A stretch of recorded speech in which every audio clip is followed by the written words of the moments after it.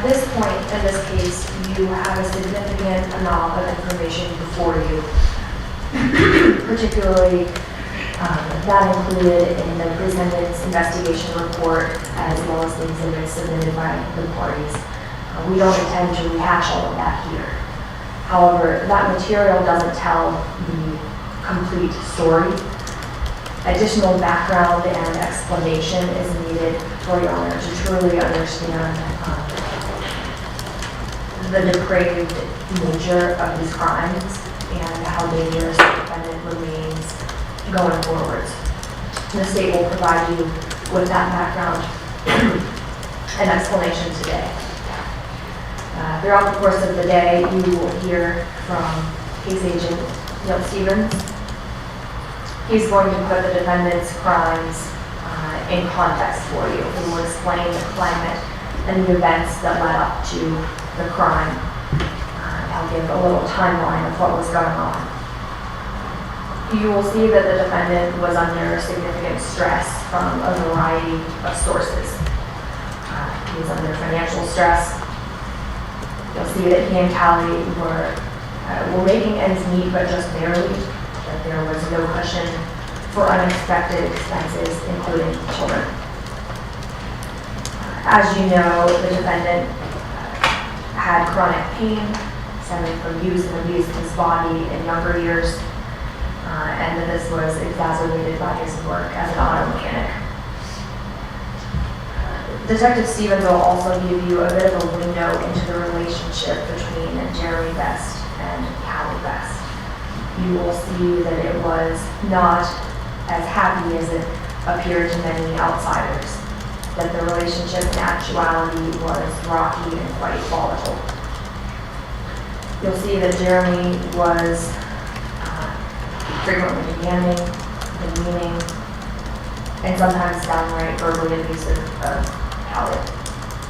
You'll see that they had significant fights, sometimes resulting in Callie needing to sleep away from the family home. And you'll see that divorce came up a lot leading up to the murders. You'll see that the defendant demanded a divorce multiple times leading up to the murders. Lastly, and certainly not least, you'll see that Zeke's birth and Callie's pregnancy with Freya added gasoline to the fire of that already stressed relationship. You'll see that both pregnancies were in very close succession, just months apart, and that those babies triggered and exacerbated the already existing strains in that relationship. As you know, the defendant did not cope well with his stress. He turned to drug use, marijuana, mushrooms, use of cough syrup, and as you know, that didn't improve anything, it compounded the issues. Today, we're going to highlight for you some testimony from which you'll be able to really see one of the scariest things about this defendant, and that is that he is highly unpredictable. That he is capable of extreme homicidal violence with little to no warning. You'll hear from two trained medical staff from the Eastern Idaho Regional Medical Center, ERMAC, who evaluated the defendant less than 12 hours before his murder spree began. You'll hear from them that they were specifically looking for signs that the defendant was any risk to others or to himself, and that they didn't see any evidence of that would justify holding him. And you'll also see that Callie didn't see it coming either, that she, who spent the most time with him, didn't see it coming.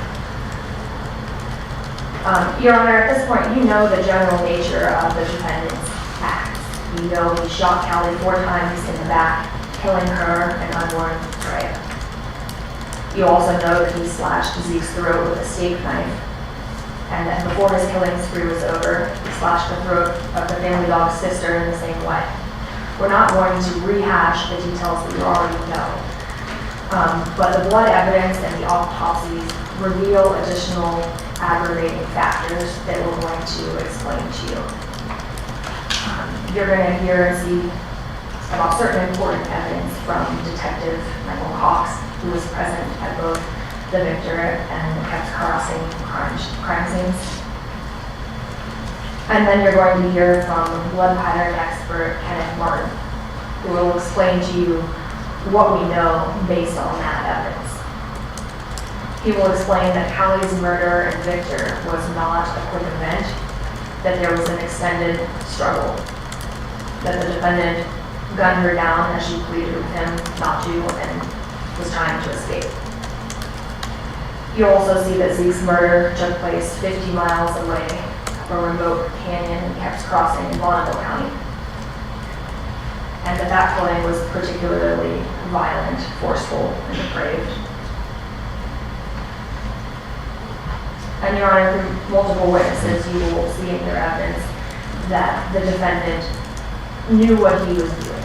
He knew that he was taking lives. Callie, Freya, Zeke, and the dog sister. He knew all of those things. You'll see that he was taking purposeful, logical, goal-oriented actions. He knew he was taking lives and he knew it was wrong. One of the things you'll see in that regard is you'll hear a presentation from Detective Foster, as I mentioned previously, who will describe what we know about the route that the defendant drove and the evasive nature of that route, demonstrating that the defendant was fleeing and attempting to avoid law enforcement while doing so. Your Honor, I believe that's enough of a roadmap for where we're going in the sentencing, but just so you also have a roadmap for what we're asking. After the presentation of that evidence and after the impact statements, in this case, the state will ask that you impose a sentence, and we will ask that you impose a sentence that denies the defendant any chance for parole. All right, thank you. As I indicated, Mr. Archibald will have his opportunity tomorrow to present an opening statement. The state will call its first witness. The state will call Detective Neil Stevens, John.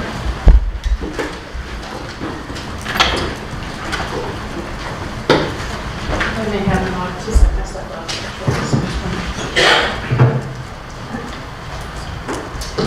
Feel free to start him. You swear the testimony you're about to give will be the truth, the whole truth, and nothing but the truth, so help you God. Yes.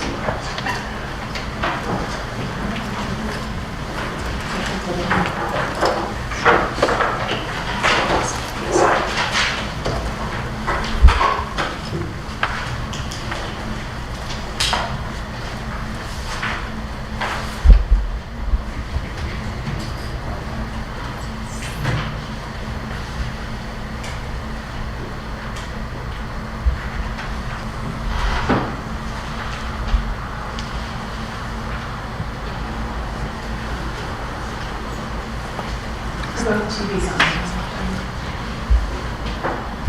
We tested it not an hour ago, and it's not coming on. Thank you. Good morning. Good morning, Detective. Good morning. Good morning. Can you, for the record, introduce yourself to the court, spell your name, and tell how you're employed? Neil Stevens, Neil, Stevens. I'm with the Idaho State Police. I've been with them for about 19 years. I've been currently with the investigation side of Idaho State Police for the last almost 5 years. And during your time as a detective with the Idaho State Police, did you become involved with the investigation into the deaths of Callie Best, Freya Best, and Zeke Best? Yes. Okay. What was your role, and tell us what you did in that role? My role was a case agent or a case leader.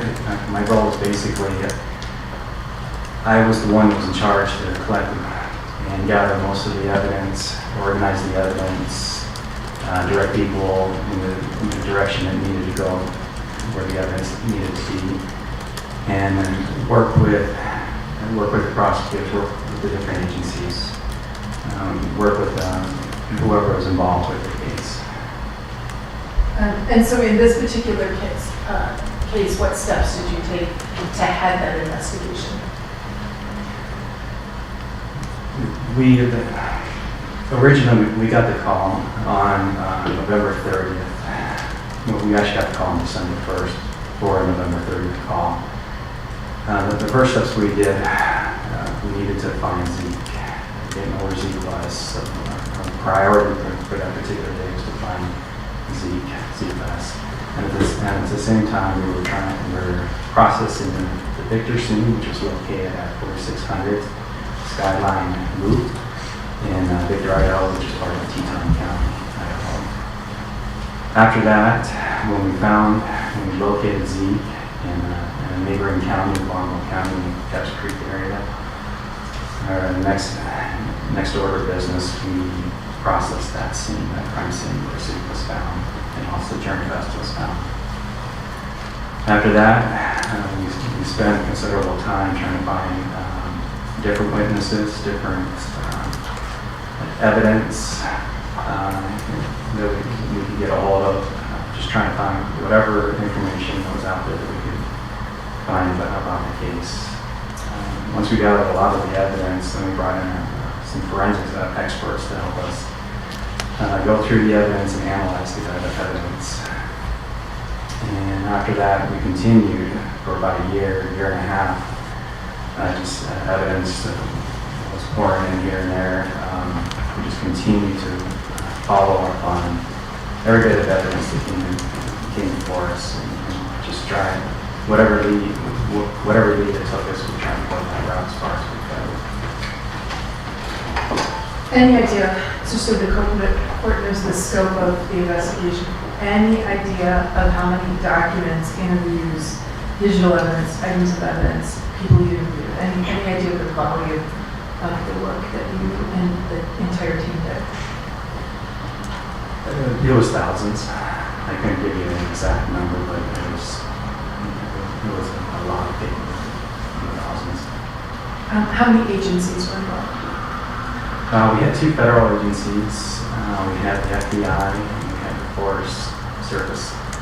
And on the local side, we had state police. They're in districts.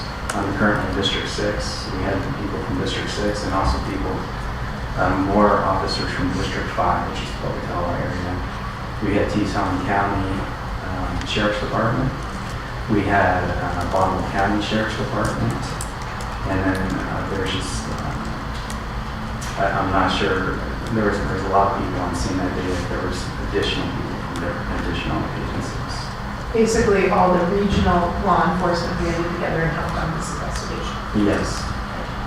Now, and your responsibility as case agent was to compile that evidence, that information they gave you, and to do some follow-up and analysis, correct? Correct. And for context, what were you analyzing for? Well, we were trying to answer all the questions, the who, what, why, when, and how, but our main focus was the why. We're trying to figure out why did this happen. I was primarily looking at, I was trying to find out how was Callie Bass and Jeremy Bass' relationship? Was there stress there? Was there a big relationship? I was trying to find out is there financial stress that would create this opportunity? I was trying to also find out the state of mind of both Callie Bass and Jeremy Bass. And why were you doing those things? We were trying to find out why this crime had occurred. And in doing so, we needed to get into the lives of the Bass family. And did you make any findings on those issues? We did. What were those findings?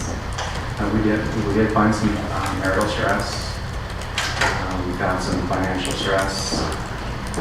And we did find things on the mental state, or the state of mind of both Callie and Jeremy Bass.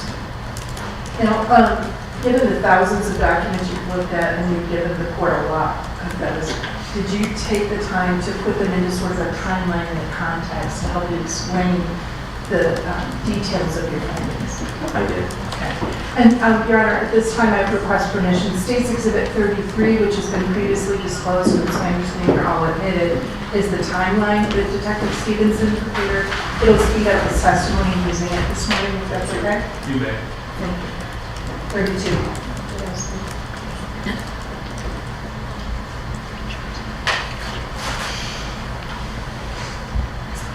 Did you take and put all your exhibits on the thumb drive for me? I did. Okay. And so I have that thumb drive up here, all these exhibits have been admitted, but I will display it from your thumb drive and then we can submit it to the court as one complete package, if the court wants it.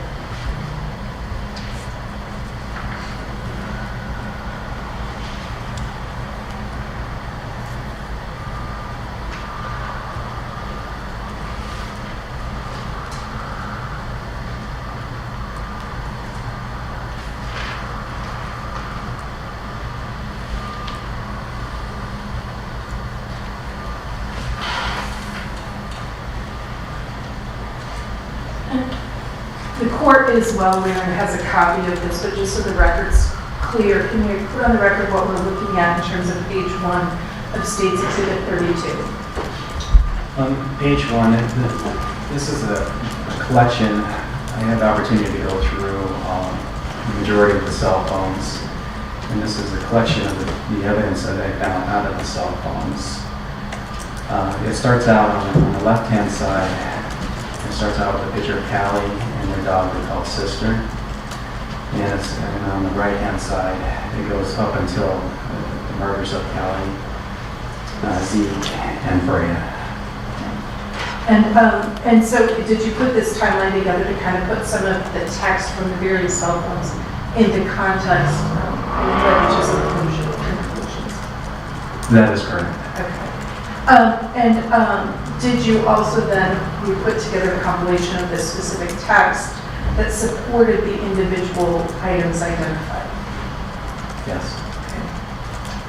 And so if to be expedient as we work through the timeline, if you just tell me when to go to the exhibit, I'll flip over it and that way the court can see which exhibit supports which conclusion. Okay? Okay. All right. And can you walk us out? You included a date in September. What is that date and why did you include it? In September 22nd of the year 2022.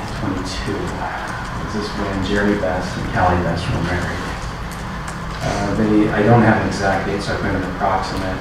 They had been together probably 12 years. The next one is a slide on. If we go to the month of December, this is the first sign of divorce.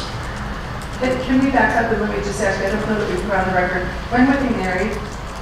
They were married September 22nd, 2022. Okay.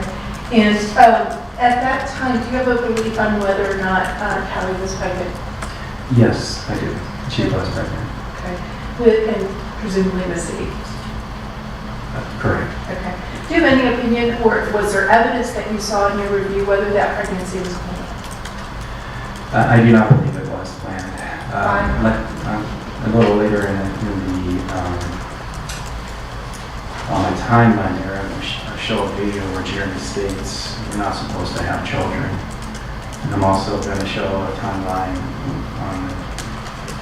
and there's also evidence, not on the timeline, but there's evidence that on some of the reports that there was the second baby, Freya, was also was a surprise. Now, you fast forwarded a minute ago, so let me ask you about the entry in December of 22. What is that, and can you explain to us why it's labeled divorce number 1? Throughout the timeline, I'm going to identify there's 5 different moments in time in a period of approximately, they've been married for probably 14 years by the time, or 14 months by the time that the homicide occurred. And in a period of about 11 or 12 months, there was 5 different times that divorce came up. And the first one I identified actually occurred December, so just a few months after they were married on December 20th, 2022. If you can pull up the exhibit for me. Yes. It's in the folder you created divorce on. Correct. And that's for the record, States Exhibit 30A. Yes, and if I just clarify, State Exhibit 29 will the information will come from Jeremy's phone. State Exhibit 30 will come from Callie's phone, and it will be the Pro Max phone that she had. And then State Exhibit 31 will be Callie's phone, and it's the XS Pro iPhone. They were all iPhones. And so when we look at an exhibit number, we see, for example, it states Exhibit 30A. The 30 tells us what phone it came from. Correct. And that would be Callie. And then A tells us which one of the texts we're referring to. Correct. Okay, so let's turn to 30A as part of the divorce one.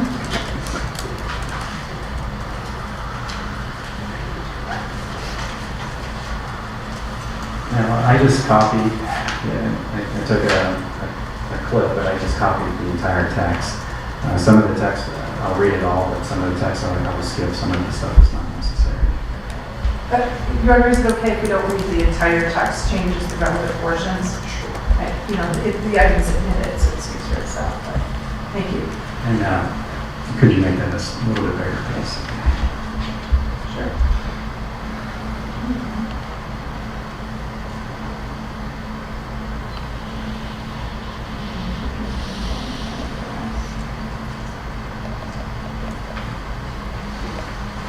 Good.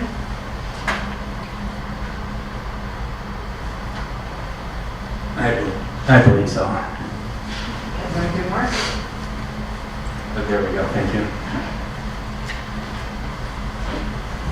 So which is the relevant text that we refer to? Okay, so this particular text stream, the one in blue will be Callie, and Jeremy Best has stated it shows where it's at. But as you can see on December 20th, 2022, he has the first word, or the first item of business, I want to divorce. And Callie says, I'm scared. And that would be it for that. The text communication continues on between the two, but those are the... Correct. And that was the basis of some of the discussions or concerns about divorce. Yes. And that is in December of 22? Correct. We can go back to the timeline, please.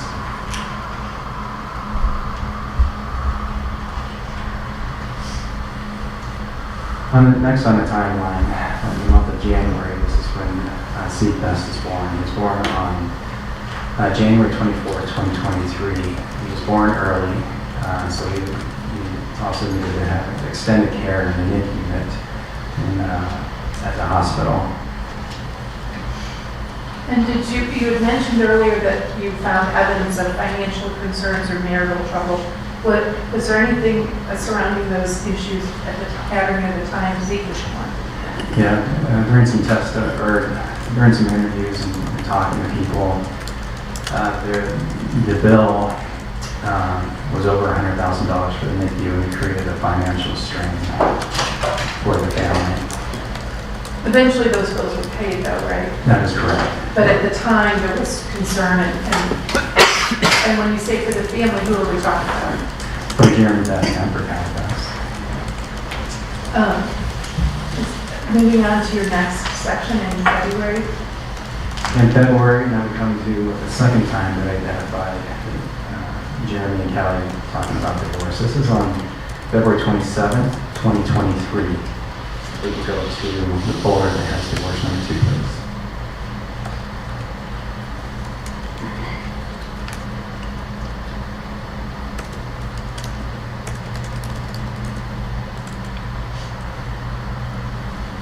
Which exhibit number is this? I think it's exhibit 31. A. Thank you. That's fine. I know it's tiny print.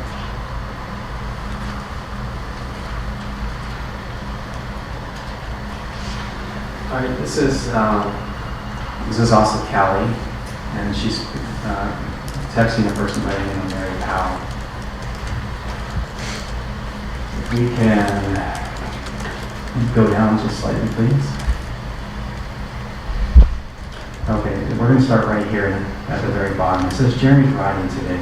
I hope you can bring a smile to his face. This is Callie. A little too, there we go.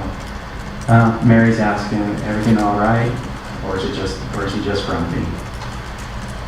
Callie, his new life plan is to annul our marriage and leave in the van with sister.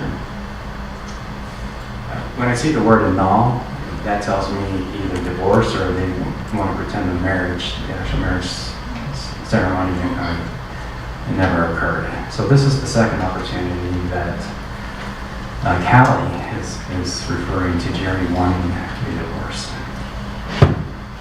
And she's reaching out to others. Yes. If we go back to the timeline, please.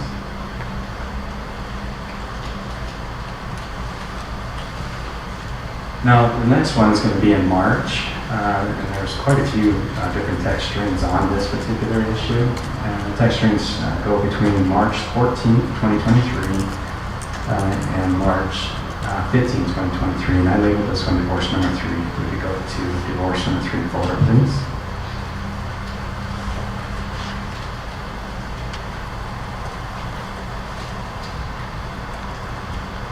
There's going to be 4 different text strings. If we can open up the very first one, is that 29? 29, and that would be Jeremy's phone? Jeremy's phone, correct. 29A. 29.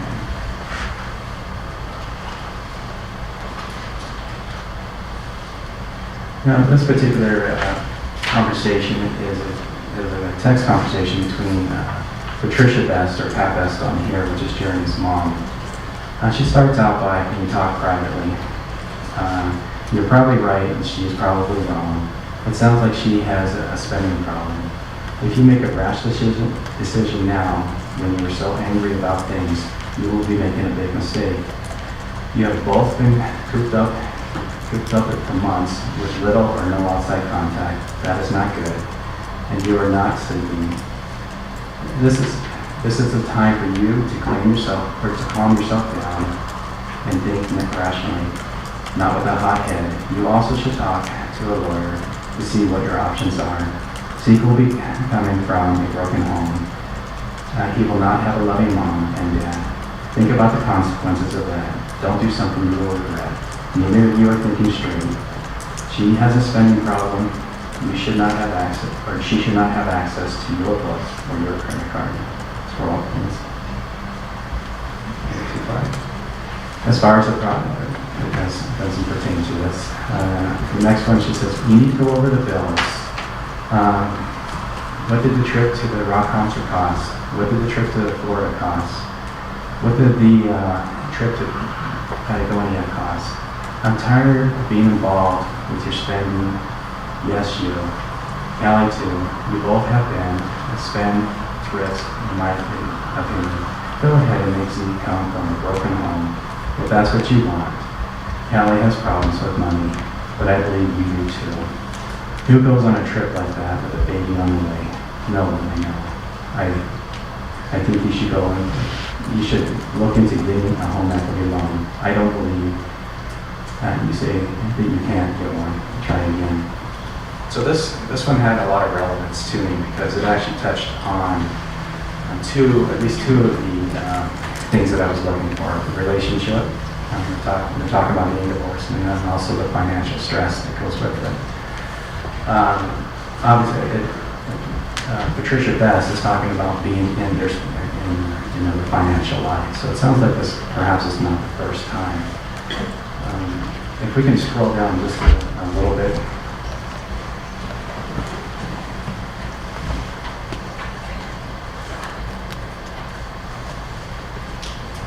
Keep going. No, that'll be okay. If we can move on to the next text, please.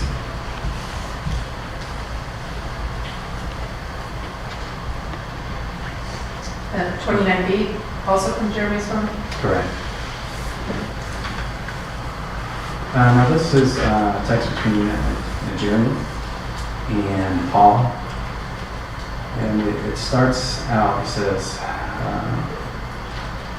so it starts out with Paul. He says, that sounds good. I will come by tomorrow for beers, baskets, and babies to discuss some details. Is that okay with you? No, ma'am. I got things going on, or I got shit going on, and now I apologize. And then Jeremy says, I'm not, or he says, hopefully everything is okay. And Jeremy says, no, or it's not, I'm getting a divorce. So now Jeremy's reaching out, he's telling people about the divorce too. During that same March Same period. This is all during the same time period. We can go to the next one. This is on 30, Steve, Callie's. So this next is one. this speak Callie's one. This is a conversation between Callie Best and Patricia Best. Okay. Better? Yes. Patricia Best. Need to come back to Wisconsin. I'm sorry for all three of you. Callie. Jeremy told me if I left the state with Zeke, he would call the cops. Patricia, go home. He told me you can. I told the ass that Zeke needs to be home. He agreed. Work it out or leave. Why don't you call the cops and find out if that's true? If that's true, I doubt it was true. Callie, it's been so hard since Zeke came. Can you scroll, please? The highest highs and the lowest lows. It is hormones and major change in the way that you and Jay have been living. I feel sorry for all, but mostly Zeke. Scroll, please. You both have major cabin fever. I'm sorry, but the baby needs to be in his own home. Callie, I know he needs to be home. I'll try and talk to Jeremy. Scroll up, please. I talked to him. I'm going to bring Zeke home. And then Pat says good luck. And then this one in particular says, at the very last sentence, it says, I told him I could loan you the money, but I needed to all be paid back in time. If we could move on to the next text. So again, they're talking about getting a loan for finances during this particular time. Now this is the last text, 30C. 30C, which will also be Callie's phone. And this is with the individual by the name of Paul Reese.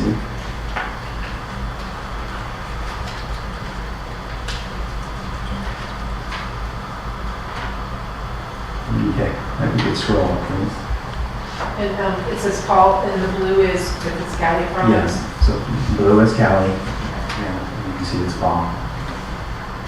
Okay, right here it says, it sounds like trouble at home. You need to talk, Paul. You need. And Callie says, I was on my way to your house today and I ran into Colin. And then Callie says, ended up at Colin's for a while, back home now. And this is Callie explaining what the whole argument is over. It says, I lied to Jeremy about not being able to pay the credit cards in full. We've been fighting and stressed since a couple of weeks before Zeke came. I lied because I thought it was easier than starting another fight. I thought I could pay off the cards quickly. So this tells me, again, there was an argument that started because Callie did not handle the finances in the way that Jeremy wanted her to. There's apparently an argument prior to Zeke being born, and then it's also telling me now that Zeke is born, that's just some additional stress. And they're talking about divorce. Again, so this is divorce number 3. And it was precipitated out of a concern for the way finances were being handled. Correct. And did you have a sense from this text string, who was it that was calling for the divorce? Jeremy. And do you know whether there was any discussion that he actually took steps on that issue? There was. They actually made an appointment with an attorney in Idaho Falls. And then obviously he didn't go through at that time. He didn't go through the divorce at that time. I don't know if he went to the phone or not. I don't have that context. And then in that text string, was there additional conversation about those communications with Jeremy and Callie? Yes, and Callie says, yes, he has an appointment scheduled in Idaho Falls tomorrow. In his typical Jeremy fashion, he's talking about selling everything, never seeing Zeke again, and leaving with just a backpack. This runs deeper than just me and the finances. I asked him to go to therapy with me. He said no. And Paul says that's not surprising.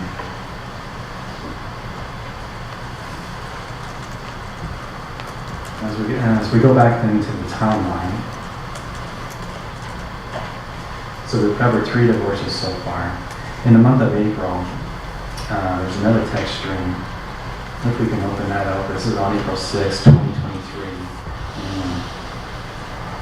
And that's the text stream labeled loans. Label loans. We'll open up that loan forward. Is that 30? At 30D. 30D. If you could open up 30, exhibit 30D. D. D is in David. This is a text string between Pat and Bess, and 30 is Callie's phone, so this the blue will be Callie. Thank you. You need bigger? Yes, please, just a minute. Thank you. Okay, this one starts out with, go down just a little bit. No, I'm sorry, let's go back up to the top. We went down too far.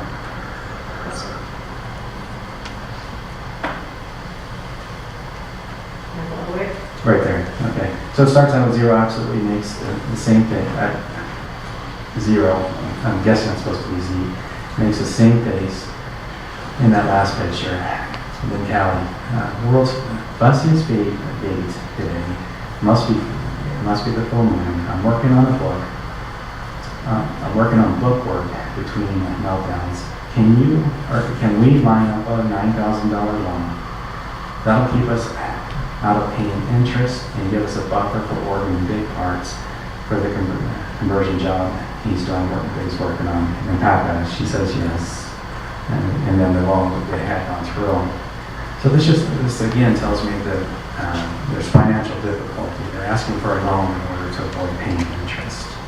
And I don't know if it's paying interest on the big project or paying interest on the other credit cards or bills. And if we can go back to the timeline. So during that, I didn't find a lot during the summer. When we come into the month of August, there's two things that really came to my attention in August. If we could go down to the bottom one, on August 28th, 2023, this kind of shows Callie's state of mind and the things that are going on. And I labeled this one Callie's text on troubles.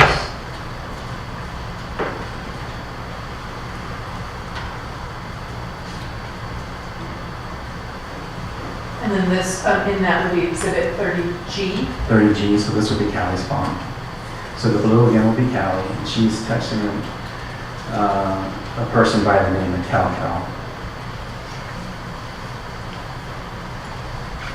You need bigger. One more, please. Sure. Cal. We only missed 1 year. I'll be back. 2023 can still happen. And then here's Callie. I have a child now. The concept of time is foreign to me. She laughs. We've had so much drama here lately. I need you to come visit. Simple because it's too much story to text. And then she gives the key points. The first one is family from Nebraska broke down at her shop, high, drunk, and confused. My midwife is sending threatening letters saying she isn't going to pay her $8,200 engine swap bill. Jay having a breakdown, and me having to drive 110 miles per hour to meet an ambulance. I'll go into that in a second here.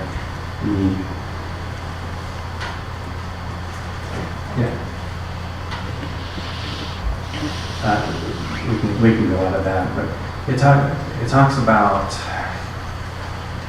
the stress that she was having in a particular thing, and somebody wasn't paying her bill, an $8,200 bill, so it's significant for the majority of people. So that's telling me that, we got some more financial strain that's going on. And now apparently we have, we could go back to the timeline on this one. In August, when she's talking about going to the hospital or traveling 110 miles per hour to meet an ambulance, We can go into a thing called 825 best trip to 2 hospitals. And then go into that folder, please. Hospital. Hospital, yes. There's 2 exhibits in there, 30E and 30F. Okay, and so Both from Kelly's one. both from Kelly's one. Open up to 30E, please.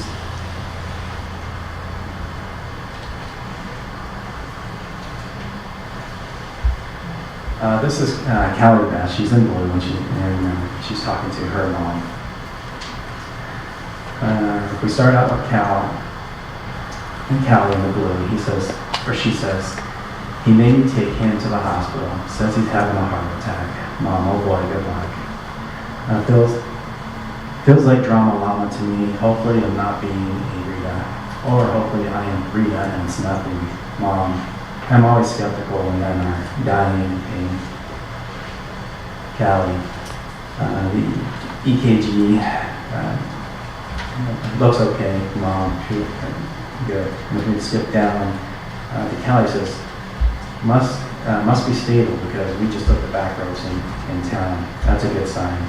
On our way home, he walked out of the hospital. Mom, out of frustration? Yeah, it's not a heart attack, but he cussed and the doctor started treating him poorly because they're Mormons. Oh bother. Couldn't hear the last part, sir. About the doctor started treating him. Yes, I'll just start over. It says, yeah, it's not a heart attack, but the doctor said the F word, and the doctor started treating him poorly because they're Mormons. Oh bother. It's a real mess. I'm having a hard time not being super pissed about this. If we can go into the next text string, please.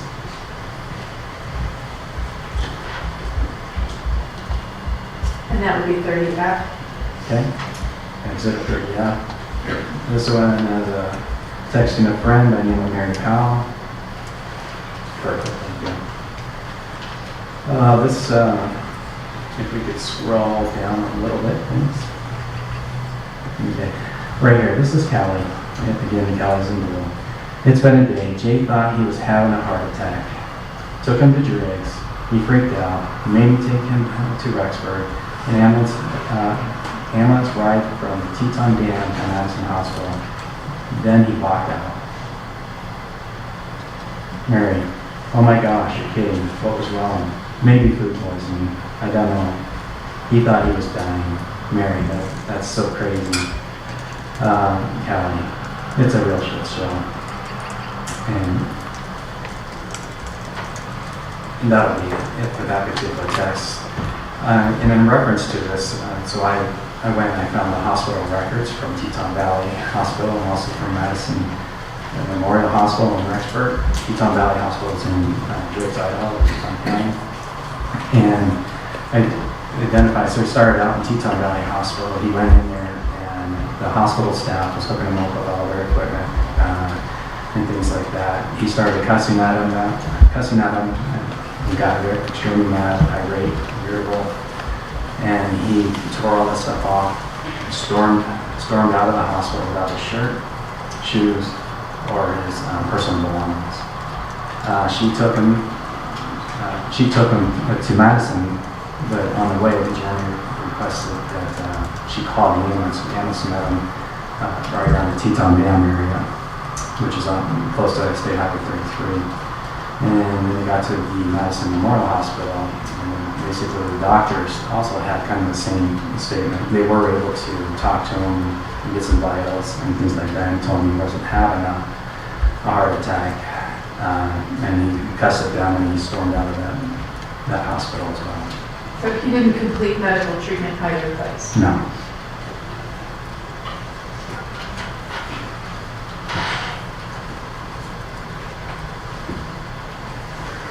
If we could go back to the timeline, please.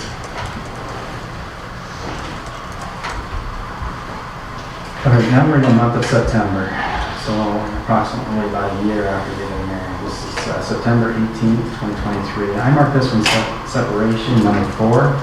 I still put it in the categories of divorce, but it didn't actually use the word divorce in these text strings. If we go to that separation folder, please. And that contains states 30H. Okay, Exhibit 30H, and this will be Callie's phone. And this is a text string between Callie Best and Jeremy Best. If we go down towards the bottom, don't scroll yet. We start out with Jeremy Best, and it says, "You want me to work in Boise or in Idaho Falls?" Callie, I don't understand what you're asking. Jeremy, I found employment in Idaho Falls in Boise. Jeremy, I'm giving you the chance to decide how close you want me to you and in the child. I'm assuming it's in the child. Jeremy, if you don't make a decision, I'll decide for you based on pay. Callie, I'm at the bed with Flower. I'll be home after her appointment and we can discuss further. I don't feel this is a conversation that should be had via text message. And then Jeremy says, I agree. So this tells me he's looking for employment somewhere else. And it doesn't sound like Jeremy and Callie will be together on that particular text. It sounds like, how close do you want me to be here? So I put this as a separation. And also, it appeared to me that it was kind of a shock to Callie. She didn't see that one coming when she says, I don't understand it. And at this point, it says you and the child. Do you know whether they knew she was pregnant at this time, or were they talking about Zeke, or you don't know? She would have been pregnant at this time, but I don't know what child she was talking about.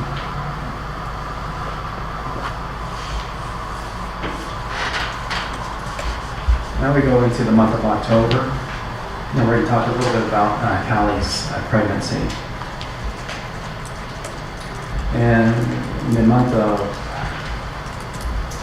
in October 14, 2023, if we could go to that folder, please. This is a text between, I'll let you get there.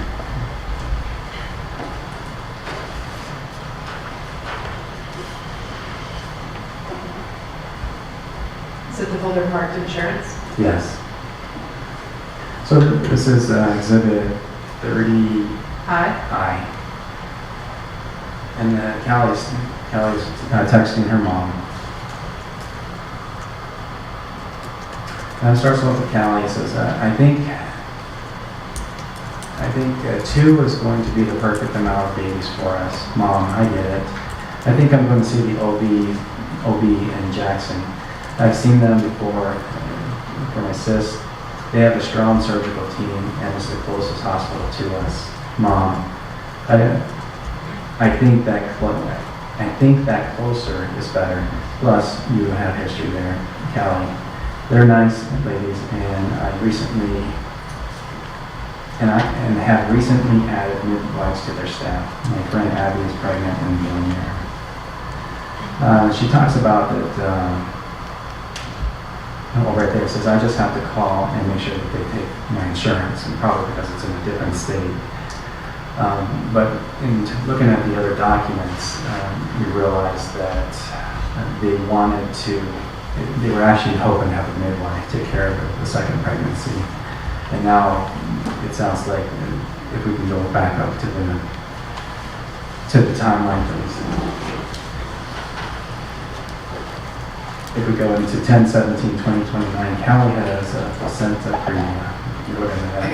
10/17/23? Yes, ma'am. And is that the placenta previa? Yes, States 30J. 30J, so in Callie's phone. This one is Lala, Lacey, and Callie.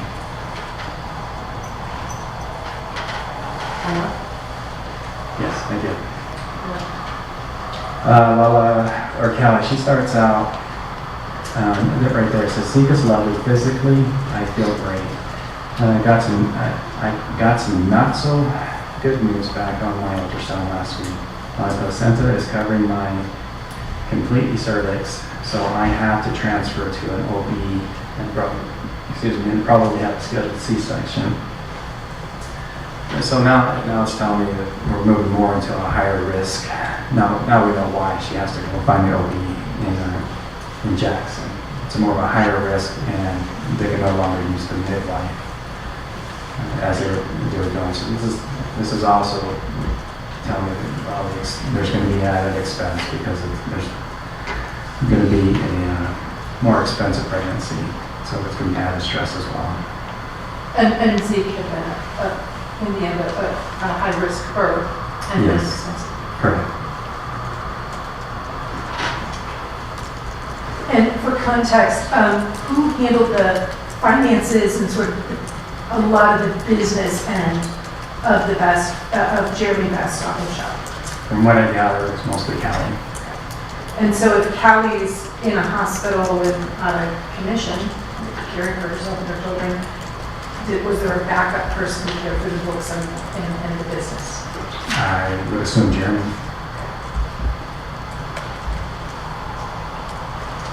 Turning towards November 23.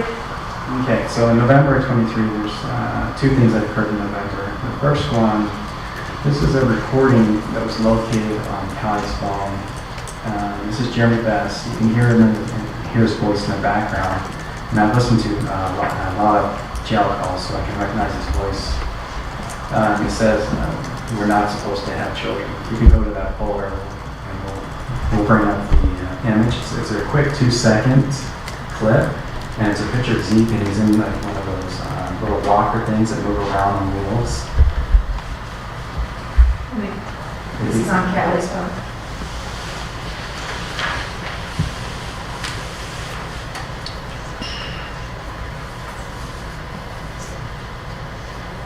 If we can turn the volume up, please. Yeah, I'm trying it. I think that is the volume up on the television.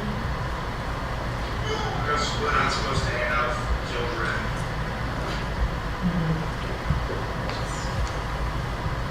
Rhonda, could you hear that? If I lean in, if we can't get it on the monitor, I'm switching to it, but to make sure. okay.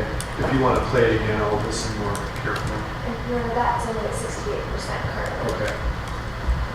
Thank you.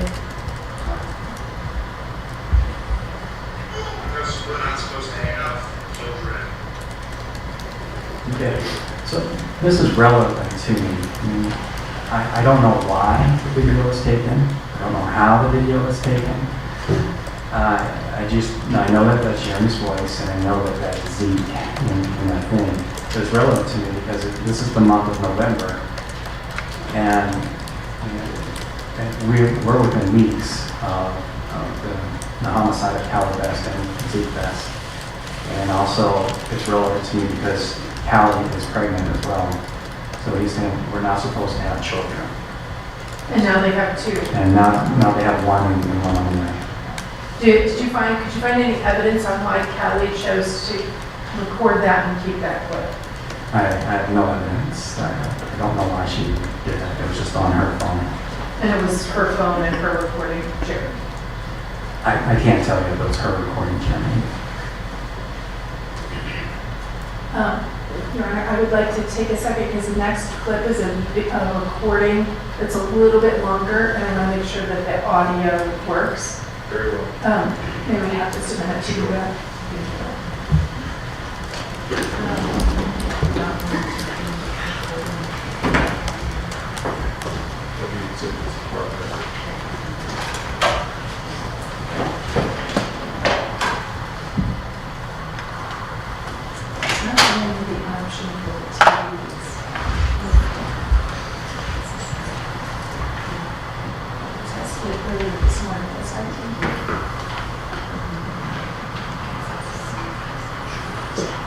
Sorry, but it's not giving me the option to use the television. Here.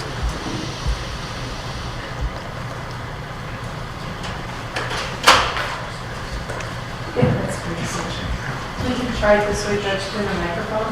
Is that okay? Just to keep things moving. I mean, we don't have that much more, but this is, I want the court to be able to hear this. Or clerk is still going. That's okay, we're recording. Okay, are we okay? Proceed, Judge? Please do. Thank you, I apologize. Leslie? So, I'm sorry, you talked about the recording on Callie's phone from, we're not supposed to have children. There's another incident in November. Yeah, so that recording was November 16th. And I got that information from the properties tab on the videos. It was where that date came from. Now, the next one, this is November 20th, 2023. I labeled this one as divorce number 5, 8200 lies. This one really hit me the most because this is 10 days prior to the homicide. And the homicide occurred that latter evening of November 30th. So we're less than 2 weeks. If we could open up that folder, please. This comes from Jeremy's phone. Is it Exhibit 29A? 29C. And so this is Jeremy's phone, and this is Jeremy's voice in the background, and I'll let you watch it. Leaving my home Can you hear it, on the Judge? 20th of November, Yes. previous to our divorce. Yeah, that's after 8,200 lies. I think lying and cheating. She stole money from me in the business. She's lied about it. She's not defending me from the police. She's generally just been a terrible housewife and I love her. So I'm reporting her. She's leaving, proving that she doesn't get physically exhausted, and she's so dishonest. She's like banging her head against the wall and when she got money. So of course she did. Nobody believes a word you say here, dear. I'm scrapping stuff over her on that.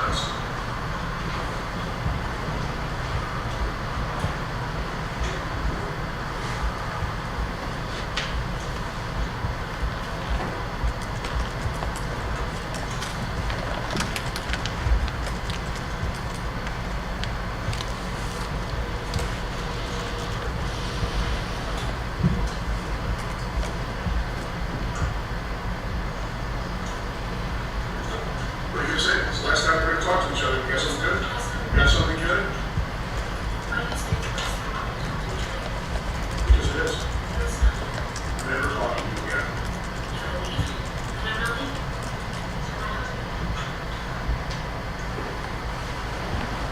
This video had a big impact on me. This actually shows the nature and the things that Jeremy does was how he talked to her, what he was saying to her. The phrase $8,200 in there comes from the midwife. That was what the bill was for the midwife that wasn't paying the bill. I mean, and then this is 10 days prior, and he's kicking Callie Best out of the home. And you can see it, you can see her, the way that she looks.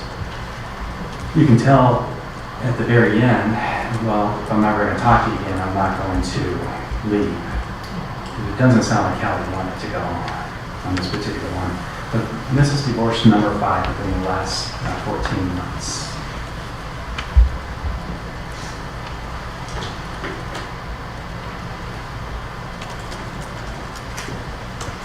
And then the last tab on this one, this brings us up to the November 30th, 2023 to December 2nd, 2023, the murders of Callie, Freya, and Zeke. And then did you break those days down into various findings and items of evidence for the court? Correct. So I tried to put some little snippets in here just so we can have a better understanding of what's going on. This particular, the second part of this timeline. The second part of this timeline starts out with on 11/29/2023, Dr. Davis a visit with the Best, and then it ends at the end in the kept crossing area where Zeke is found. On 11/29/2023, so this would be one day before the homicides. Dr. Davis came in. He was invited by both Callie and Jeremy Best into their home. Jeremy was having a lot of difficulty with his pain from not only his from work, but just in his prior life as well, as he has extreme back pain, and then also is not sleeping. I mean, there's a lot of evidence, a lot of people talking about that he's not getting sleep. Dr. Davis is there, and he's asking, they're reaching out for. Dr. Davis is a chiropractor in the valley here, so they're reaching out for help. How can you help? How can you help Sharon? How can you help him to sleep? And at this particular time, Dr. Davis gave some sort of lithium supplement. When you say Dr. Davis, is he a medical doctor? He's a chiropractor. Okay. No, he's not an MD. Okay. And so when you say gave him lithium, was it some sort of supplement or homeopathic lithium? It would be I don't know if it's homeopathic, but it would be an over-the-counter type supplement or product. It was not a prescription. Okay. And then when you say they reached out, do you know did they reach out initially? Callie reached out initially, but she did state that Jeremy knows and wanted this to happen. And did Dr. Davis come meet with the Bess? He did, at their home. And so you mentioned the lithium. Was there any other discussion of efforts that Jeremy Bess was taking to treat his own conditions? Yes, there was other efforts. I don't remember if it was with Dr. Davis, but prior to that, Jeremy had been on prescriptions in order to help him with his back injuries. And so they had talked about that Jeremy is no longer taking the prescriptions, but he's self-medicating with marijuana, and he also told him that he'd taken some mushroom as well. And then that night, Dr. Davis gives him this over-the-counter lithium. Correct. And then he gave another pills. He gave more for Jeremy to take the next day. And you have another thing on the timeline, a few hours later, called Swan Valley. What is Okay. that? And So now we're going to move into the next day. This is on November 30th, 2023, in the latter part of the morning. I call this a Swan Valley incident because Jeremy and Callie were at the Victor residence, and Jeremy got in the van, got in a white van, and just took off. Callie didn't know where he'd gone. He ended up in Swan Valley, which is probably 30 to 40 miles down the road, possibly, and also in a different county. And when he got to Swan Valley, he arrived at the Swan Valley convenience store.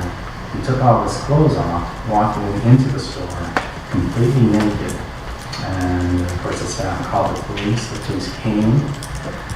And they talked to Jeremy. They were just trying to figure out what's going on. So they felt it's necessary. They had an ambulance come and check him out as well.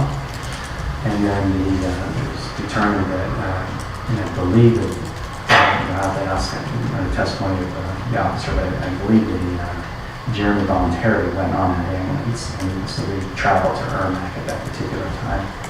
so just to be clear, did the police make any charges at that time? Did anybody at Swan Valley try to prosecute him? There were no charges against Jeremy, and I don't believe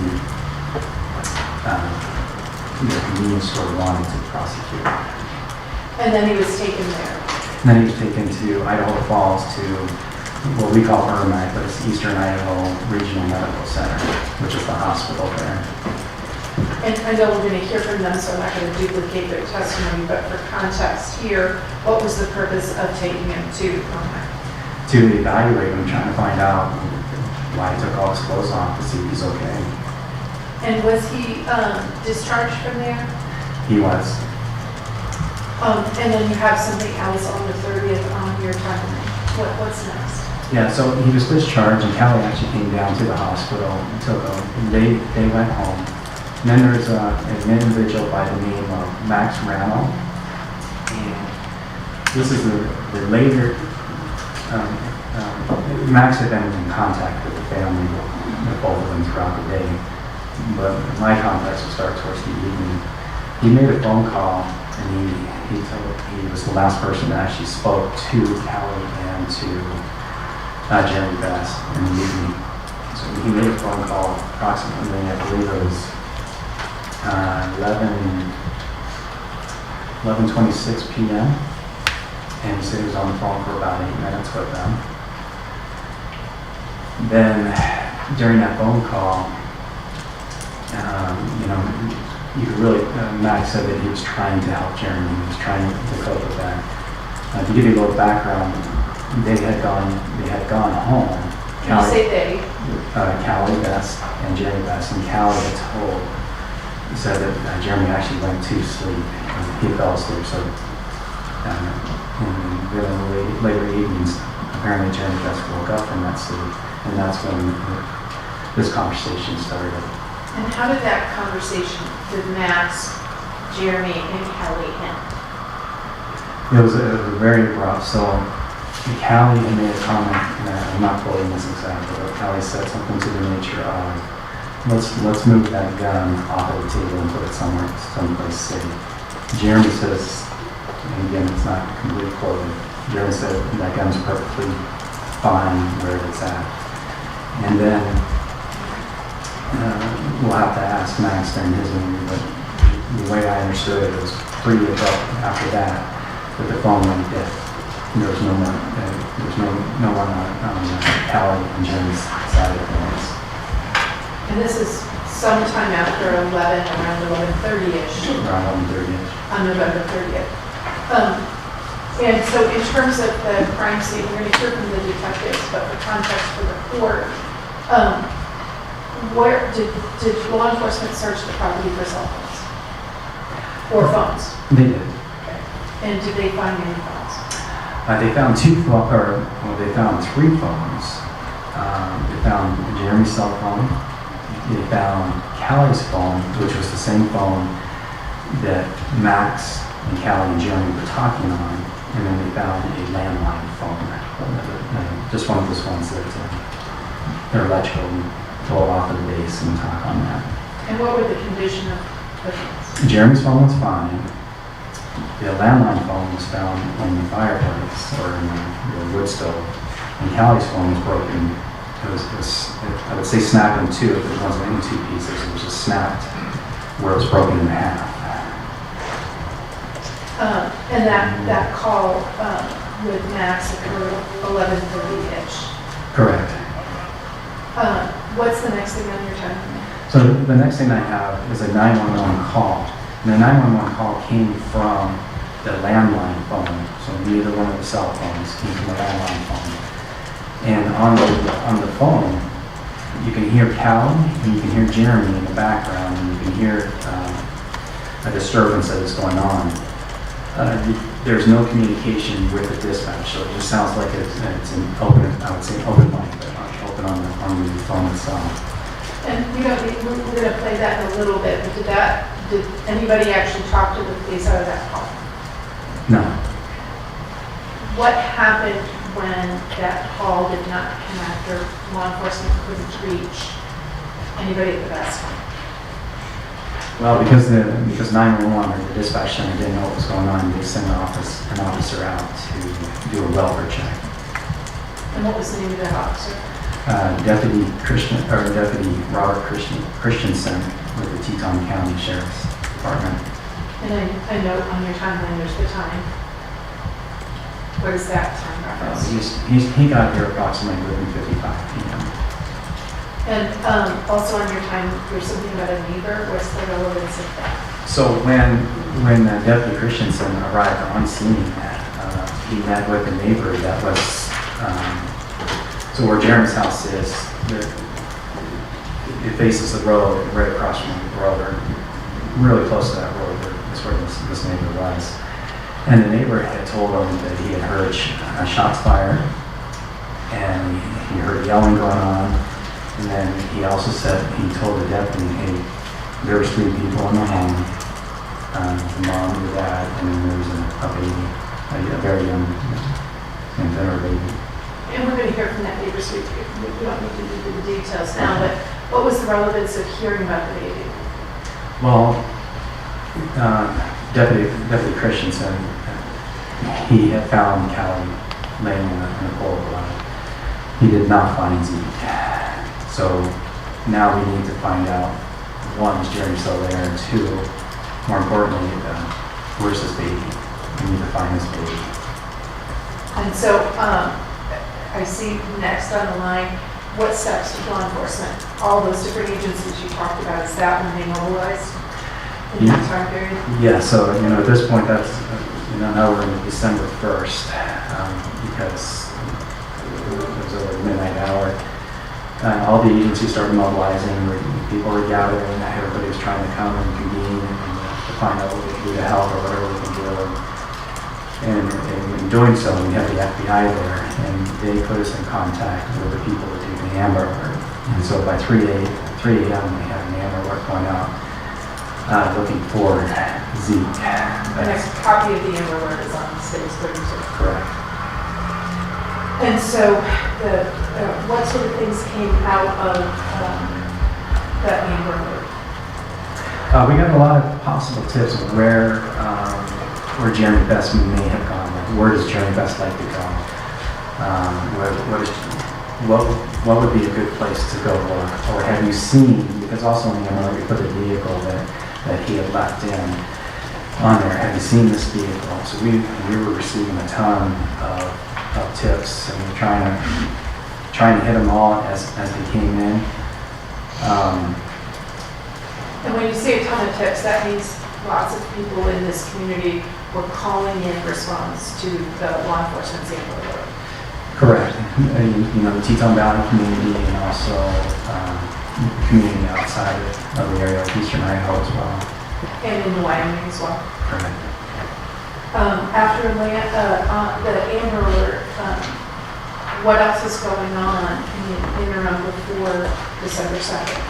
So there was a lot of us were looking, trying to figure out what we could do in order to find Zeke. And then there was also a group of police that were processing the scene, the Victor scene, which ends at 4600 Skyline Loop in Victor, Idaho.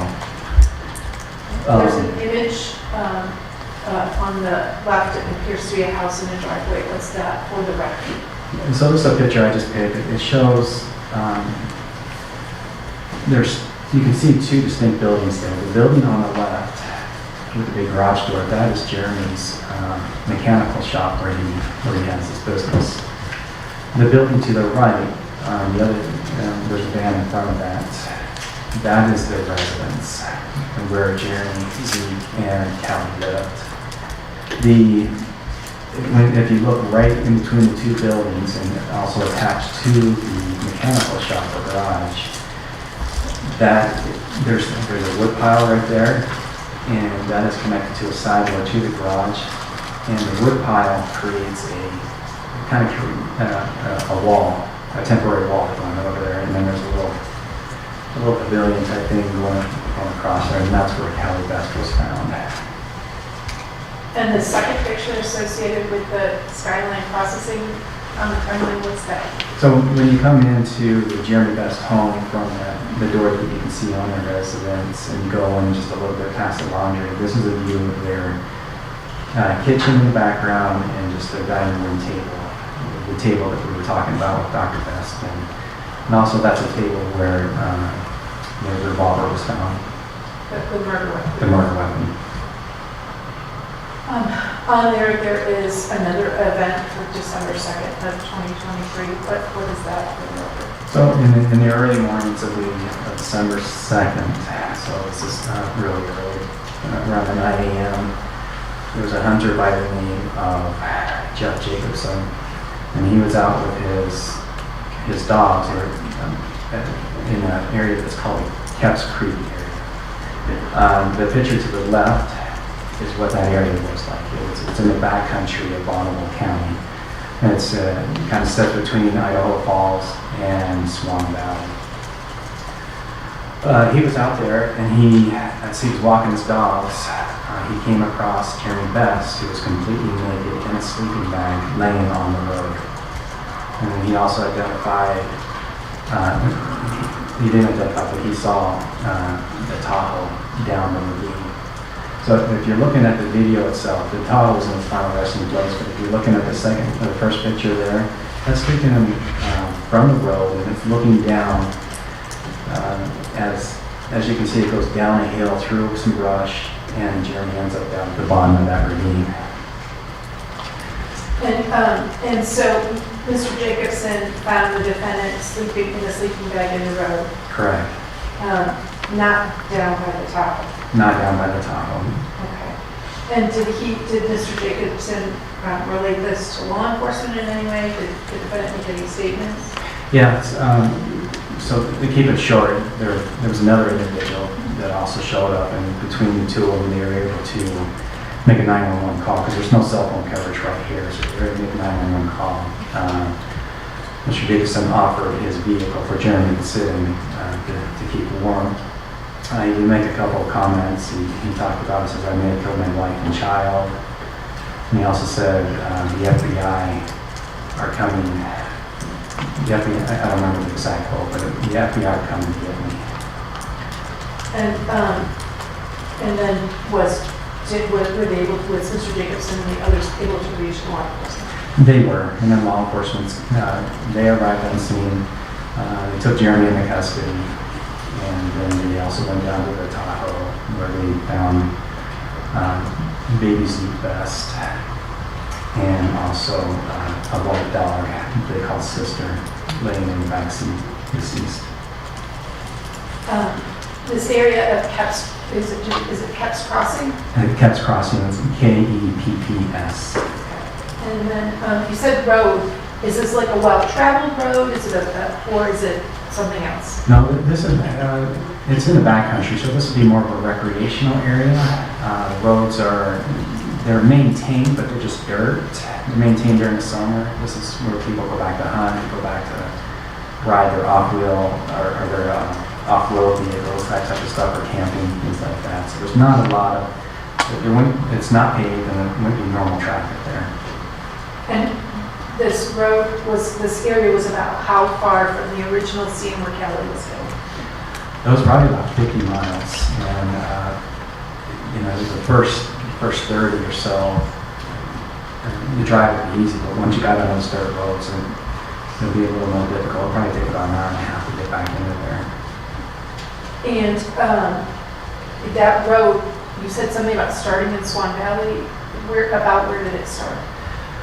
In Swan Valley, if you come west of the town, and it comes to the river right there. It's just right outside of town, and it's where people put their boats in to go fishing down in that area. There's a road right there at that bridge, and if you take that road, it'll take you all the way into Kepps Crossing. It'll take you a lot of different places, but if you eventually go through Kepps Crossing, you can eventually get to Idaho Falls. It does connect basically connecting Swan Valley to Idaho Falls. But it's a back way to get from Swan Valley A back way, correct. into Bonneville County and Idaho Falls. Yes.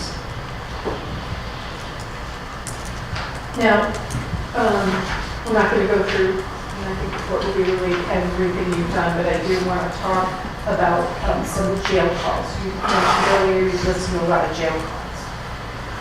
Was there anything in the jail calls you listened to where you heard the defendant discuss whether or not he was going to stay on his medication? I did. And we talked about, Jeremy talked about being on medication. It starts back in, I think it was 2003 when he was at rehab. They put him on bipolar medicine, possibly Seroquel. I don't know exactly which one it was, but shortly after that, I don't know the exact time frame, but it seems like a year and a half or something, he got off of that medication. And then he talked about also giving up with the painkillers like about a year and a half before this incident occurred. And then during the jail in the month of April, he was talking to his mom, and he says, because the jail had been giving him a lot of medication. I don't know the extent of it all, but he says, this stuff is making me fat, and I completely stopped taking it all. And then Jeremy and Patricia, that's his mom, who was trying to encourage him to get back on the medications. He says, no, I'm in jail, I can't, I'm not paraphrasing, but I'm not quoting exactly, I'm in jail, I can't hurt anybody in jail. And that was one of his reasons for choosing not to take the medicine. Yeah, I believe the main reason is, he didn't want to be in the weight. So you want to be able The weight? Did you, during those jail calls, also hear about what things he was treating himself with right before the homicides? Yeah, he talked about, first he was trying to treat himself, self-medicate himself with marijuana. And he talked about that he had taken some mushrooms just prior to this incident. And he said that he had 4 mushrooms. He checked, he said he equated to 12 doses. And then he talked about he was taking a cough medicine in order to try and help him sleep. And did he say anything about marijuana? Yeah, that was the first. He was taking marijuana. Now, you also indicated that you reviewed all the evidence for information that could help you understand his state of mind. Did you see any evidence that you followed up on and reviewed that suggested that Mr. Best knew what he was doing was wrong when he committed these homicides? Yes. What, can you give us some of those facts that you observed? I'll just kind of walk you through the scenario. When the homicide occurred, first of all, the phone went dead, and I don't know who broke the phone between Max Callie and Jeremy, but the phone was broke. As the homicide occurred, he went back and he threw the phone that 911 was on, or the phone was thrown into the fireplace. He also turned the power off to the company, or to the entire establishment, and then he fled. And he fled with the baby. And he drove all the way to Swan Valley. And people tell me that that's a common place for him to be in the Swan Valley. Like he was taking steps in order to, like he knew he killed Callie, and then he was taking steps to try and leave the scene because he knew law enforcement would be coming at him. And when he makes a statement like the FBI's coming for me, like he knows that he did something wrong. That tells me he knows he did something wrong. You mentioned about the power being off. How do you know the power was off? Well, when law enforcement arrived on scene, there was no lights, and the breaker switches on the outside, and it was actually turned off on the power. I contacted the power company to find out the exact time when it was turned off. I cannot do that. They cannot do that. They can only tell me when there's, they go by hour increments, so they can only tell me that there's less power between 11 and midnight, and then there's like no power from midnight to 1 a.m. And when I think about it, the phone that they use is a 911 call. To make a 911 call, the phone they use is the landline. The landline base needs to be connected to electricity. Otherwise, it's not going to work. So that's telling me that the power is on when the 911 call goes out. But by the time the deputy gets there, the power is off. Ask that when we are on recess, I'll invite the marshals to take Mr. Best before anyone leaves the courtroom. And if you'll do that, then I appreciate that. Anything else from law enforcement? Is that okay? All right, very good. We'll continue the examination. You want to pull the mic up towards you? Just so that everybody can. Thank you. Now, we were talking about the items you saw that when you were reviewing the things on the defendant's state of mind or whether you had evidence that he knew what he was doing was wrong.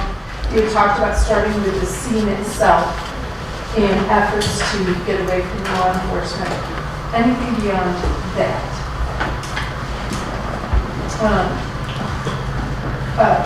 Was there anything about his conduct before the homicides that you followed up on to see if you thought evidence that he knew what he was doing was wrong? Can you re-ask that question? Sorry. Sure. Did you look at information about his the activities within the 24 hours before the homicides that gave you evidence that the defendant knew what he was doing wrong? At the Swan Valley incident, when he was naked there, he actually makes a comment, and I'm not quoting exactly, but something to the effect, I don't want to hurt my child. That kind of gave me, made me think, is this, are we planning something, or why did you make that comment? Did you look at and talk to or review the interviews of the individuals at Airmac? Is there anything about the conduct at Airmac with the medical professionals that you consider? Just looking over the reports and looking over the hospital notes and things like that. So when he was at the Swan Valley incident, he was given different names. He didn't know his name. He didn't seem like he was necessarily coherent. But an hour later, when they're at the hospital, an hour, 2 hours later, I just noticed like he's completely having a conversation with these individuals, and he's talking like they're offering him stuff, and he's telling them that he's stressed at home. He's telling them about the soup. It's just like he's completely aware of what's going on at the hospital, but yet an hour or 2 hours earlier, he's not aware. So that sort of rapid change struck you? It did. And then let's talk about the law enforcement in general. There were many officers, we talked about that contributed to this investigation. Right? Correct. Was there anything sort of as the law enforcement community, the impact on that law enforcement community that you noted? I'm sorry, I'll object. Argument? I think the court in pronouncing sentences is allowed to see the impact on the community at large. They're allowed to consider the resources from the state that went into it and the extent to which law enforcement themselves had to take certain actions or respond to a situation. And that can be one factor that the court considers in deciding what the punishment should be for an individual whose conduct is what the defendant's was. Okay. So the court did draw a number of inferences from the observations that I had while reviewing all of the material, and I'll draw upon that and even make some comments about it at sentencing. But I would limit this witness to the resources that you are describing. Okay. Proceed in that way. So to be clear, I was going to ask about the role of chaplains with law enforcement. Is that okay? That would be permitted. Okay, I just didn't want to violate a court order. And so did chaplains have a role in working with law enforcement as a part of this or subsequent to this investigation? They did. They offered so anybody that was involved with a homicide, whether it was EMS, 911, firefighters, police, federal agents, anything, if they felt they gathered all of us into a room. It was completely voluntary. And they put us in a circle. And anytime it was a dramatic event for all of us, and so they provided an opportunity that every person going around in a circle could say whatever they wanted to say. They can vent whatever they wanted to say. They can give emotions, or they don't have to say anything. They can just go and listen to that. And I attended that meeting. There was a lot of people. The room was full. I couldn't tell you exactly, probably 50 people in there. And just watching each and every individual, there's a lot of eyes that have tears in them. There's a lot of sniffling going on. And as you heard the people talking, even the officers, have more of a reputation of being a little bit, tougher type of thing. You could hear the trembling in their voice. And I saw at least a couple different officers that actually broke down in tears as they were relating what they felt like. There's some officers there that they have a child close to that age. They were making a direct relationship between Zeke Best and their own family. It was one of the most emotional meetings I've ever gone to, and you could tell that people were really impacted. And even with like the 911 dispatchers that didn't see anything, they talked about how hard it was being on the other end, just waiting for that call, for information. And the hardest part about that whole thing was Callie Best was the late evening of 30th, and we didn't know where Zeke was. And everybody had a high hope to be able to find this baby, because we didn't know either way. So we instantly went for what we want. We want this baby to be alive. And it was really hard when the call came out and we found baby Zeke, and he was no longer with us. 30 hours of hope ended wrong. Yeah. And so, how did it impact you as the primary agent? I've done a lot of cases, and this one's probably impacted me the most. I also had a child, or not child, but a grandchild that was close to that age. And I was in the office while they were processing the Dickersons. I was in the office trying to find Zeke, working with everybody, getting them the information. Just my whole focus at that time in my life was trying to find Zeke. And we worked all night, and we worked all day. And then we slept the following day, and I was driving back up to Victor, because I live in Idaho Falls. Driving back up there, and then we got the call that we found Jeremy and found Zeke. And then I knew that I had to control my emotions, because it was all of a sudden, it just hit you all of a sudden.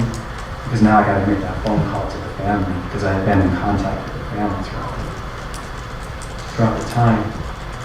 And I knew they were traveling, coming this way, and I couldn't even contact them in person. But I knew I had to make that phone call and talk to them. And when I talked to them, I could just hear the cry over the phone. And it hit me really hard, and I knew I had to control it. And then it was really hard. I couldn't go into any details on it. I just had to tell them their nephew's grandson was no longer with us, because I know they had that hope as well.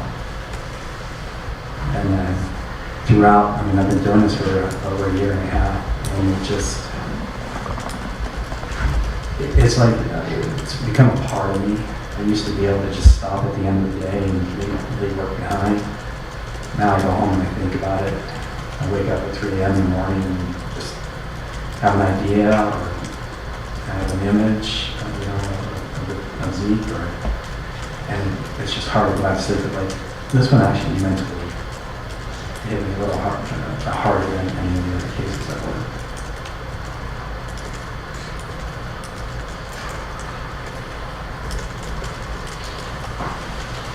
Thank you, Captain Freya, for the statement. Thank you. Mr. Archibald, Cross?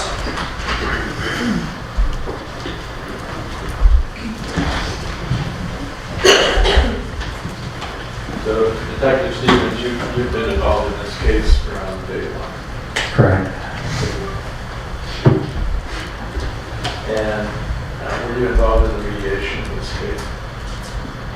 I was at the mediation. I was on the Zoom mediation. You were part of the plea agreement that was entered in this case? I don't think I had a say in it. Is that what you're asking me? Yeah. I didn't have a Were say. you consulted about the plea agreement? They told me about it, yes. No. And then you listened to the plea agreement on Zoom. Yes.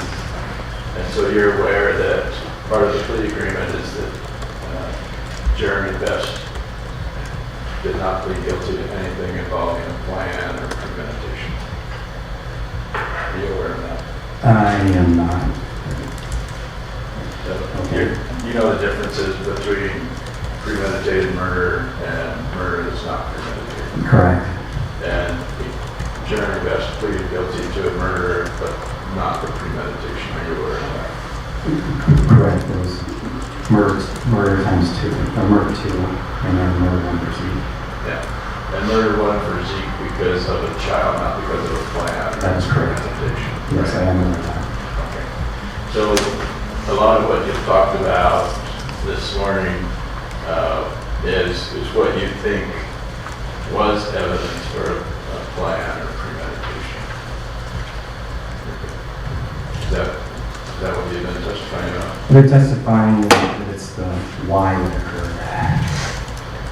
And you don't claim to be an expert in manic bipolar symptoms, do you? No. And as part of your investigation, did you find that a divorce case had actually been filed or started? No. Did you find that they had actually, that Jeremy and Callie had ever separated? There were some different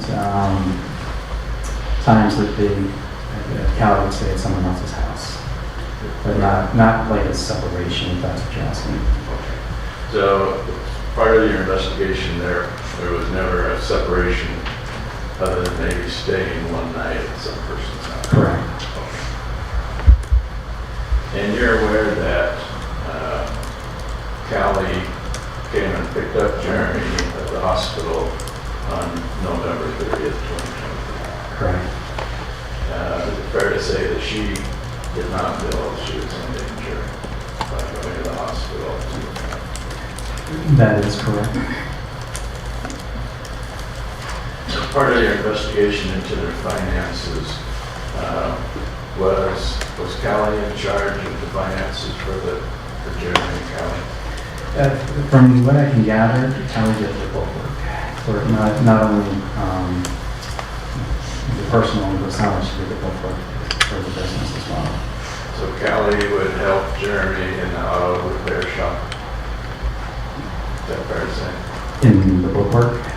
Yeah, both the parties, the client relationships and the book. Yeah, I saw evidence of probably everything, but maybe the actual mechanical work. And then as part of your investigation, did you see that sometimes Zeke was taken out to the shop as well?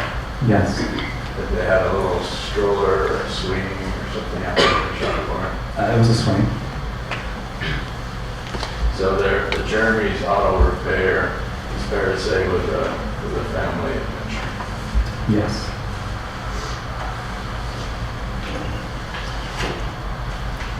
Now, how old was Jeremy when Zeke was born?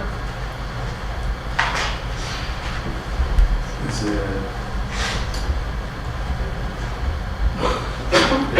48. Okay. That's about the math that I had. Okay. He's 50 now, right? And so Zeke was born a couple of years ago. 2023. So, and then, so Jeremy was 48, and as part of your investigation, that was his first child. Correct. And Callie, how old was she when Zeke was born? I don't recall. Is she about 10 years younger than Jeremy? Yes. I don't know the exact age. So, in this statement that you testified to, that Jeremy said is talking to someone, we're not supposed to have children, could the context of that be due to their age? That he's almost 50 and she's almost 40? I have no idea the context on it. Well, the context that you wanted to portray to the court today was that he didn't want his children. Is that what you were trying to say to the judge today? Correct, that's what it sounded like to me. And yet, you've reviewed thousands and thousands of text messages between Jeremy, Kelly, and Correct. isn't it more fair to say, Detective, that Jeremy loved Kelly? There was a lot of text that steered that direction, correct? Isn't it fair to say that Jeremy loved his son Zeke? There was text that, towards the beginning, that Jeremy did love Zeke. And then Isn't it fair to say that Jeremy loved his unborn child as well? that I don't know.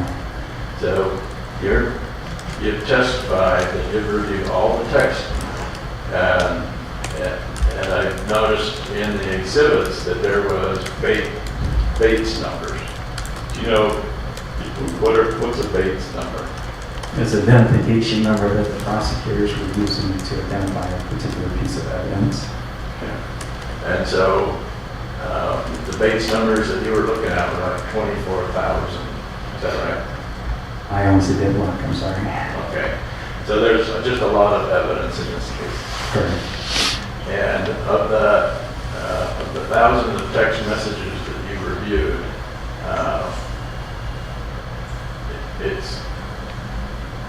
it's fair to say that they were a couple of kids and they had challenges in their life. Is that fair to say? Yes. And one of their challenges was financial, right? Correct. And they incurred a $100,000 medical bill for Zeke. Was that eventually paid by Jeremy and Callie, or was it paid by Medicaid? I believe it was Medicaid, at least on his proceeding. And so you're aware of looking at their finances that they qualified for Medicaid due to their low amount of income. Correct. And it's pretty common, would we say, in your detective work, that most marriages have disagreements about certain things, including money. Yes.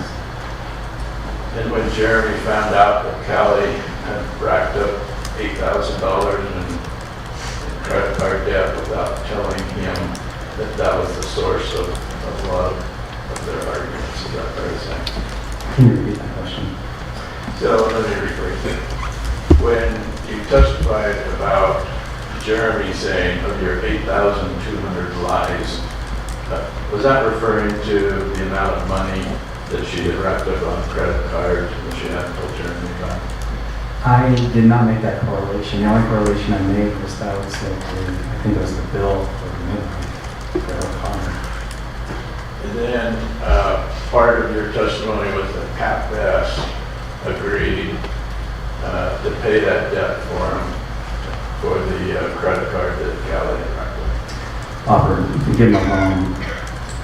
And in your investigation, did you then learn that yes, in fact, Pat had given them money? I did not learn on that particular moment, but I did learn on the $9,000 loan. Later on, she did give him money. Okay. And so,